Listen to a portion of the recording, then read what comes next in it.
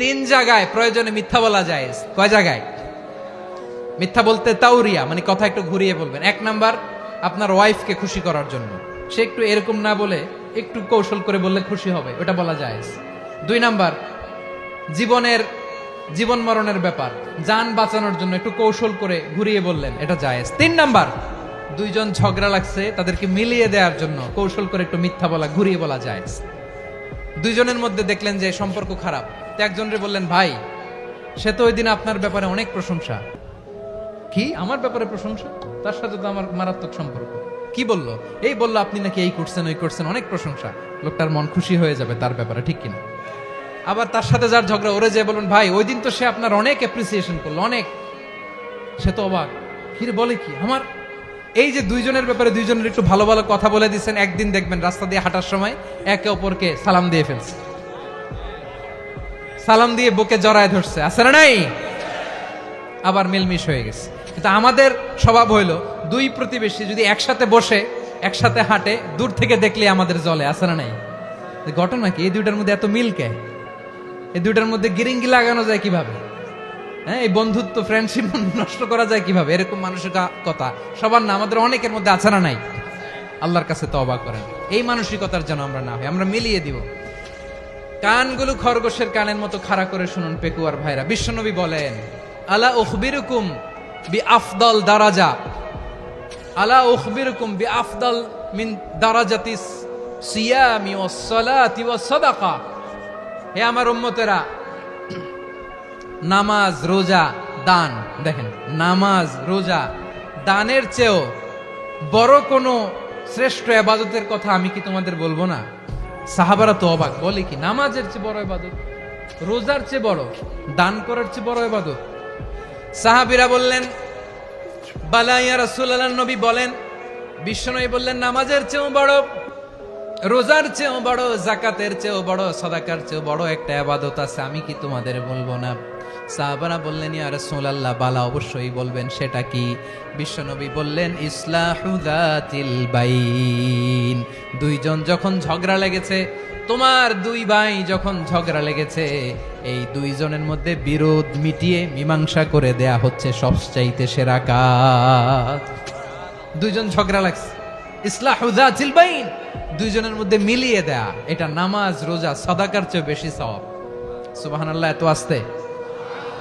হ্যাঁ, ওয়াত্তাকুল্লাহ ওয়া আসলিহু যাতা বাইনিকুম, সূরা আনফাল।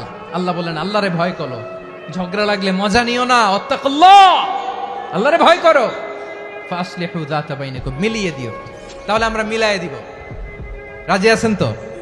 তাহলে আমরা এক উম্মাহ, এক উৎস থেকে এসেছি, এক দেহ এক প্রাণ, আমাদের সম্পর্ক বড় মজবুত, সীসাঢালা প্রাচীরের মতো, কেউ টলাতে পারে না, কেউ ভাঙতে পারে না, ঠিক কিনা?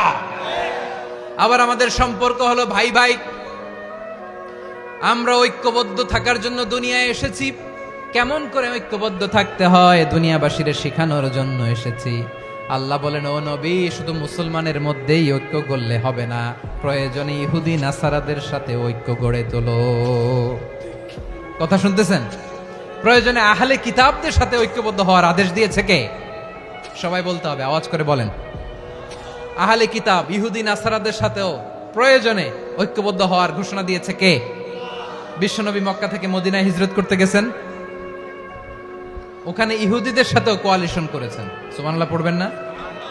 বনু কাইনুকা, বনু নাদির, বনু কুরাইজা, এই তিনটা দলের সাথে বিশ্বনবী কোয়ালিশন করেছেন একসাথে। কিন্তু তাদের বিশ্বাসঘাতকতার কারণেই তারা বহিষ্কৃত হয়েছে মদিনা থেকে। বিশ্বনবীর এখানে কোনো দোষ নাই, বিশ্বনবী ঐক্যবদ্ধ হতে চেয়েছেন। আল্লাহ তাআলা নবীরে বললেন, নবী তুমি তাদেরকে বলো, ও আহলে কিতাবের ভাইয়েরা, ইহুদি নাসারারা, এসো এসো এসো, আমরা এমন একটা বিশ্বাসের প্রশ্নে একত্রিত হই, যে বিশ্বাস তোমাদের নবীরাও প্রচার করেছে, যে বিশ্বাস আমিও প্রচার করি, যে বিশ্বাসের কথা তোমাদের পবিত্র ধর্মগ্রন্থগুলোতে রয়েছে, আবার যে বিশ্বাসের কথা আমার কোরআনের মধ্যেও রয়েছে, আসলে ওই কথায় আমরা একত্রিত হই। সুবহানাল্লাহ। তাহলে ভিন্ন ধর্মী তাদের সাথে যখন আমরা ঐক্য করব, কিসের উপর ঐক্য? একটা কমন ফেইথ, একটা মৌলিক বিশ্বাসের উপর ঐক্য। আল্লাহ তাআলা বলছেন, কুল ইয়া আহলাল কিতাবি তাআলাউ ইলা কালিমাতিন সাওয়াইম বাইনানা ওয়া বাইনাকুম আল্লা না'বুদা ইল্লাল্লাহ ওয়া লা নুশরিকা বিহি শাইআ ولا يتخذ بعضنا بعضا أربابا من دون الله فإن تولوا فقولوا اشهدوا بأننا مسلمون পড়েন আল্লাহু আকবার। রব্বুল আলামিন বিশ্বনবীর ডেকে বললেন, নবী তোমার প্রতিবেশী ইহুদিদেরকে ডেকে বলো, তাআলাউ ইলা কালিমাতিন সাওয়াইম বাইনানা ওয়া বাইনাকুম, ও ইহুদিরা আসো এক টেবিলে বসি, আসো এমন একটা কথার উপরে আমরা সবাই একমত হয়ে যাই, যেই কথা তোমরাও মানো আমরাও মানি, সেটা হচ্ছে আল্লাহ ছাড়া আমরা কারো ইবাদত করব না, আমরা সবাই মিলে ইবাদত করি একজনের, তিনি কে? আল্লাহ ছাড়া কারো ইবাদত চলবে না, আল্লাহর সাথে আমরা শরীক করব না, আল্লাহ ছাড়া নিজেরা নিজেদেরকে রব হিসেবে মানব না। এই তিনটা বিষয়ে যদি একমত হও, চলো আমরা একসাথে বসি, আমরা ঐক্যবদ্ধ হই। পড়েন সুবহানাল্লাহ। তাহলে দেখেন, ঐক্য কি শুধু মুসলমানদের মধ্যে না, প্রয়োজনে অন্য ধর্মের সাথে ঐক্যবদ্ধ হতে হয়। শেষ, আপনাদের ওয়াজ শেষ নাকি? হ্যাঁ, আমরা শেষ করে দেই, অনেক রাত হয়েছে। বসতেছে এরকম ওঠা বসা কেন রে ভাই? এজন্যই বড় মাহফিলগুলো পছন্দ হয় না। লক্ষ লক্ষ মানুষ আসবে, ওঠা বসা, ধাক্কা ধাক্কি, মারামারি, পুরো মাইন্ডসেটটাই নষ্ট করে দেয়। আল্লাহর ওয়াস্তে করে বলার পরও এরপরে উঠতেছে, দাঁড়াচ্ছে। কে বলছে আপনাদেরকে 2 দিন আগে আসতে? রাতে মাহফিল বা দুপুরে মাহফিল, সকালবেলা চলে আসবেন, দুপুরে চলে আসবেন, জায়গা নাই পিছনে একটু দেখে চলে যাবেন। এই যে আগামীকালই তো এটা ইউটিউবে চলে যাবে, এই যে মুনকার নাকির কিরামান কাতিবিন, শত শত হাজার হাজার চলে আসছে, এরা রেকর্ড করে কালকে ছেড়ে দিবে, পেয়ে যাবেন। তো এইখানে ধাক্কা ধাক্কি, মারামারি, ওঠা বসা, এটা ঠিক না। নিয়ম হচ্ছে যারা আসছেন শেষ পর্যন্ত বসে থাকবেন। এটা কোরআনের মাহফিল, কোরআনের মাহফিলের কোনো আদবই আমরা রক্ষা করতে পারিনি। আল্লাহ আমাদেরকে মাফ করুন, আল্লাহ ক্ষমা করুন।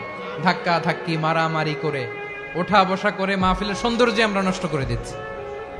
আল্লাহর রাস্তায় আর কয়েকটা মিনিট বসেন। আমি মনে করতেছি এই কথাগুলো খুব গুরুত্বপূর্ণ। মাত্র আর 2-1টা কথা বলে আমি শেষ করে দেবো ইনশাআল্লাহ, আর দেরি করবো না। 2-1 মিনিট একটু বসেন, একটু বসেন মেহরবানি করে। প্রিয় ভাইরা, ঐক্য, আমার দিকে তাকান। আল্লাহর ওয়াস্তে মুখ দিয়ে একটা আওয়াজ উচ্চারণ করবেন, আল্লাহর ওয়াস্তে। চলে যেতে চাইলে চলে যান।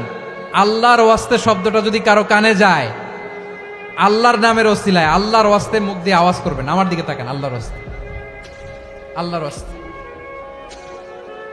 যদি পরিস্থিতি কখনো এমনও হয় শিরকের আড্ডাখানা, আপনি ঐক্য প্রতিষ্ঠার জন্য, ঐক্য রক্ষার জন্য তাও শুধু তাওহীদের দাওয়াত দিবেন, ওইখানে আক্রমণ করবেন না। এটা কোরআনের নীতি। কথা বুঝতে পেরেছেন? সামনে শিরকের কি কথা কয় না, শিরকের কি আড্ডাখানা, আখড়া। কিন্তু ঐক্য বজায় রাখার জন্য, গৃহযুদ্ধ এড়ানোর জন্য আপনি শুধু এটা যে শিরক, এটা হারাম, এটা থেকে তোমরা বেঁচে থাকো, শুধু দাওয়াত দিবেন, আপনি আক্রমণ করবেন না। এটা কোরআনের বিধান। সুবহানাল্লাহ কইবেন না? তো এই চমৎকার ঘটনাগুলো আপনারা শোনাইতে পারবো এরকম বিশৃঙ্খলা করলে। মূসা আলাইহিস সালাম আল্লাহর সাথে সরাসরি কথা বলতেন। ওয়াকাল্লামাল্লাহু মূসা তাকলিমা। সুবহানাল্লাহ পড়েন, আওয়াজ তুলে সবাই বলেন সুবহানাল্লাহ।